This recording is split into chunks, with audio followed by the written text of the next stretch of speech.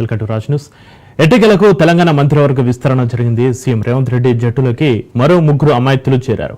హైదరాబాద్ రాజ్ భవన్ లో Dharmapuri MLA Adluri Laxman, Chennur MLA గడ్డం Vivek, Makthal MLA Vakati శ్రీహర్తో governor Jishnu Dev Varma ప్రమాణం చేయించారు. కేబినెట్ లో మొత్తం 6 ఖాళీలు ఉండగా ప్రస్తుతం 3 మాత్రమే భర్తీ చేశారు. ఎస్సీ మాల సామాజిక వర్గం కోటాలో గడ్డం వివేక్ మంత్రివర్గంలో అవకాశం లభించింది. ఎస్సీ మాదిక సామాజిక వర్గం కోటాలో అడ్లూరి లక్ష్మణ్ కు చోటు దక్కింది. ఇక బీసీ నుంచి ముద్రాజ్ సామాజిక వర్గానికి చెందిన వాకటి శ్రీహరికి కేబినెట్ లో చోటు దక్కింది.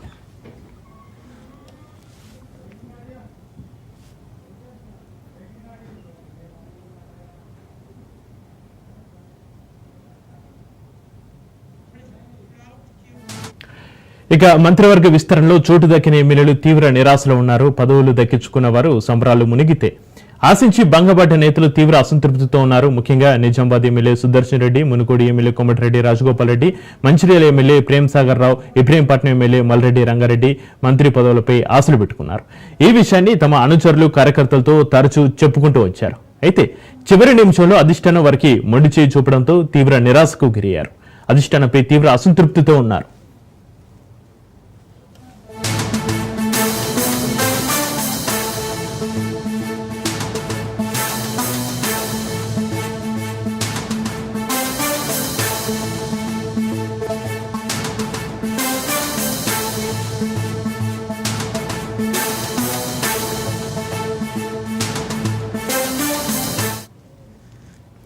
ఇక మంత్రి పదవులను ఆశించి భంగపడ్డ నేతలను కాంగ్రెస్ అధిష్టానం బుజ్జగిస్తుంది. AICC in charge Meenakshi Natarajan, TPC అధ్యక్షులు మహేష్ కుమార్ గౌడ్లు ఎమ్మెల్యే సుదర్శన్ రెడ్డి నివాసానికి వెళ్లారు. సుదర్శన్ రెడ్డితో చర్చలు జరిపారు. దీంతో సుదర్శన్ రెడ్డి కాస్త మెత్తపడ్డారు. మరోవైపు ప్రేమ్ సాగర్ రావుతోనూ భేటీ అయ్యారు. భవిష్యత్తులో అవకాశం కల్పిస్తామని హామీ ఇచ్చారు. మల్రెడ్డి రంగారెడ్డి, కోమటిరెడ్డి రాజగోపాల్ రెడ్డిని బుజ్జగించే పనిలో ఉంది కాంగ్రెస్ అధిష్టానం.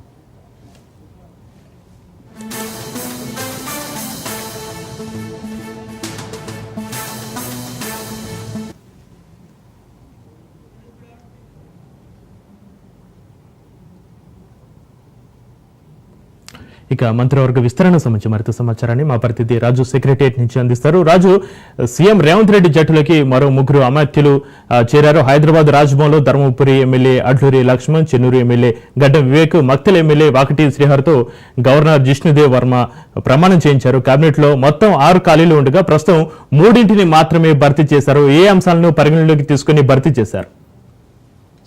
ప్రధానంగా కాంగ్రెస్ పార్టీ తెలంగాణలో అధికారంలోకి వచ్చి 1.5 ఏడాదిన్నర తర్వాత ఖాళీలపై దృష్టి సారించడం జరిగింది. మొదటి నుంచి కూడా ఈ యొక్క 6 ఖాళీలు ఏవైతే పెట్టడం జరిగిందో 6 ఖాళీలను ఫిల్ చేయడానికి తీవ్ర స్థాయిలో కృషి చేయడం జరిగింది. అయినప్పటికీ చాలాసార్లు కూడా ఈ యొక్క సామాజిక సమీకరణాలు కుదరకపోవడం వల్ల ఈ పోస్ట్ పోన్ అవుతూ వస్తా ఉన్నాయి. ఎట్టకేలకు ఈ రోజు ముహూర్తం కుదిరింది. ఈ రోజు మధ్యాహ్నం 12:19 రాజ్భవన్లో గవర్నర్ మరో 3 మంత్రులతో ఈరోజు తాజాగా ప్రమాణ స్వీకారం చేయించడం జరిగింది. ఈరోజు మనం ప్రమాణ స్వీకారం చేసిన వారిలో ప్రధానంగా తీసుకున్నట్టయితే ఎస్సీ సామాజిక వర్గానికి చెందిన వారి నుంచి 2, అదేవిధంగా బీసీ సామాజిక వర్గానికి చెందినటువంటి ఒక ఎమ్మెల్యేకు ఈరోజు అవకాశం మంత్రిగా లభించడం జరిగింది. ఇక ఎస్సీ సామాజిక వర్గంలో మాలా మాదిగా గత కొన్ని రోజులుగా కూడా ఈ 2 సామాజిక వర్గాల్లో ఎస్సీలో ఉన్నటువంటి ఉపకులాలు ఏవైతే ఉన్నాయో ఈ 2 సామాజిక వర్గాలలో భేదాభిప్రాయాలు భిన్నాభిప్రాయాలు వస్తూ ఉన్నాయి. ఎందుకంటే గతంలో చాలా సంవత్సరాల నుంచి కూడా ఈ ఎస్సీ కమ్యూనిటీలో మాల కమ్యూనిటీయే డామినేట్ చేస్తూ ఉంది. మాదికలకు అన్యాయం జరుగుతుందని చెప్పి కూడా ఇటు మాదికలంతా కూడా ఇటు ముఖ్యమంత్రిని కానివచ్చు, అదేవిధంగా ఇటు అధిష్టానం పెద్దలను కూడా కలవడం జరిగింది. ఇటీవల తీసుకున్నటువంటి ఎస్సీ కేటగరైజేషన్ విషయంలో కూడా మాదిగలు సంతృప్తికరంగా ఉన్నారు. ప్రధానంగా మాకు కూడా మంత్రివర్గంలో చోటు కల్పించాలని చెప్పి కూడా మాదిగలు ఎస్సీలో ఉన్నటువంటి ఉపకులాలైనటువంటి మాదిగలు పెద్ద ఎత్తున డిమాండ్ చేస్తూ వచ్చారు. నిన్న కూడా ముఖ్యమంత్రి రేవంత్ రెడ్డిని కలవడం జరిగింది. అంతకుముందు ఏఐసీసీ అధ్యక్షుడు మల్లికార్జున ఖర్గేను కూడా కలవడం జరిగింది. ఈ నేపథ్యంలోనే ఎస్సీ మాదిగ సామాజిక వర్గం నుంచి ధర్మపురి ఎమ్మెల్యేగా ఉన్నటువంటి అడ్లూరి లక్ష్మణ్ ప్రస్తుతం ఆయన విప్గా పనిచేస్తూ ఉన్నారు. ధర్మపురి నుంచి ప్రాతినిధ్యం వహిస్తూ ఉన్నారు. ఆయనకు మంత్రివర్గంలో చోటు కల్పించడం జరిగింది. ప్రధానంగా మనం చూసుకున్నట్టయితే అడ్లూరి లక్ష్మణ్ మొదటి నుంచి కూడా కాంగ్రెస్ పార్టీలో లాయల్ అయినటువంటి కార్యకర్తగా కూడా కొనసాగుతూ ఉన్నారు. ఆయన అక్కడ ఎంపీటీసీ స్థాయి నుంచి కూడా గెలిచినట్టుగా కూడా తెలుస్తూ ఉంది. ఎంపీటీసీ ఆ తర్వాత జెడ్పీటీసీగా, ఆ తర్వాత ఉమ్మడి కరీంనగర్ జిల్లాకు జెడ్పీ చైర్మన్గా కూడా పనిచేయడం జరిగింది. ఆయన పలుమార్లు ఓటమి ఎదురు చూడడం జరిగింది. ఎమ్మెల్యేగా 2004లో నందిమేడారం నియోజకవర్గం నుంచి పోటీ చేయడం జరిగింది. అక్కడ ఓడిపోవడం జరిగింది. ఆ తర్వాత నియోజకవర్గ పునర్వ్యవస్థీకరణలో భాగంగా ధర్మపురి ఎస్సీకి కేటాయించడం జరిగింది. 2014లో 2018లో 2 సార్లు కూడా ఆయన అక్కడ ఓటమి పాలు కావడం జరిగింది. తన సమీప ప్రత్యర్థి బీఆర్ఎస్ పార్టీ నుంచి ఉన్నటువంటి తన సమీప ప్రత్యర్థి ఎవరు ఉన్నారో ఆయనపై పోటీ చేసి ఓడిపోవడం జరిగింది. అయినప్పటికీ కూడా ఆయన ఎక్కడ కూడా ఆత్మవిశ్వాసం కోల్పోకుండా కాంగ్రెస్ పార్టీని ప్రతిపక్షంలో ఉన్నా కూడా కాంగ్రెస్ పార్టీ కోసం పనిచేయడం జరిగింది. 2023 ఎన్నికల్లో ఆయన తాజాగా 23,000 ఓట్ల మెజారిటీతో గెలుపొందడం జరిగింది. ఆయనకు కాంగ్రెస్ పార్టీ విప్గా అవకాశం కల్పించడం జరిగింది. తాజాగా మంత్రివర్గంలోకి తీసుకోవడం జరిగింది. ఇవన్నీ చూస్తే మనం తాజాగా ఆయనకైతే ఏదైతే ఎస్సీలో మాదిగ సామాజిక వర్గం అనే అంశం ఆయనకు కలిసి వచ్చినట్టుగా కూడా తెలుస్తూ ఉంది.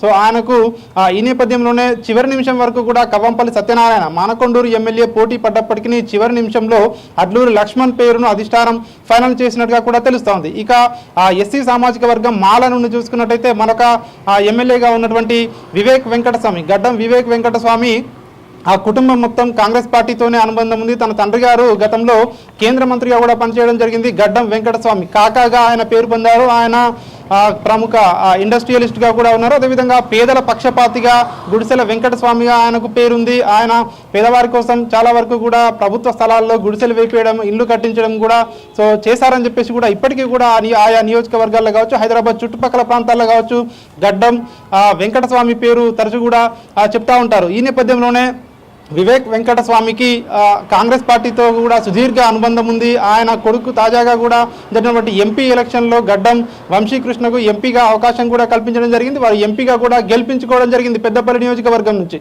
సో ఈ నేపథ్యంలోనే గడ్డం వివేక్ వెంకటస్వామికి మంత్రి పదవి వరించడం జరిగింది. ఆయన మాల సామాజిక వర్గం నుంచి ఉన్నారు. ప్రముఖ ఇండస్ట్రియలిస్ట్గా కూడా ఆయన ఉన్నారు.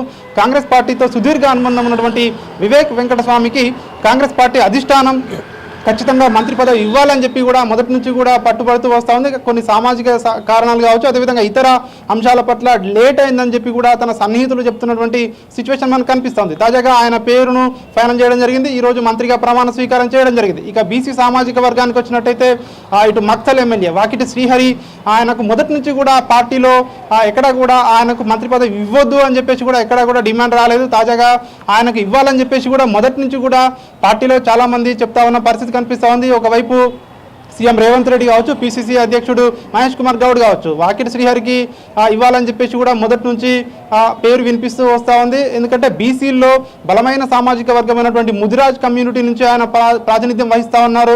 మక్తల్ కాన్స్టిట్యున్సీ నుంచి ఆయన ఎమ్మెల్యేగా గెలుపొందడం జరిగింది.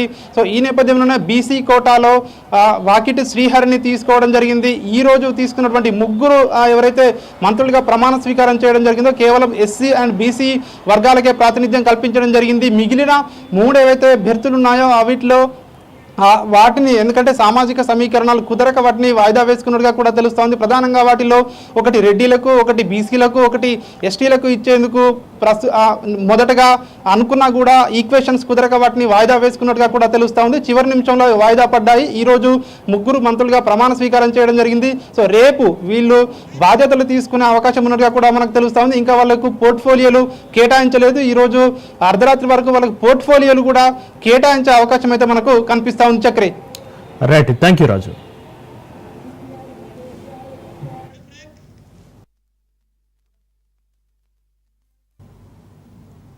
బులెటిన్లో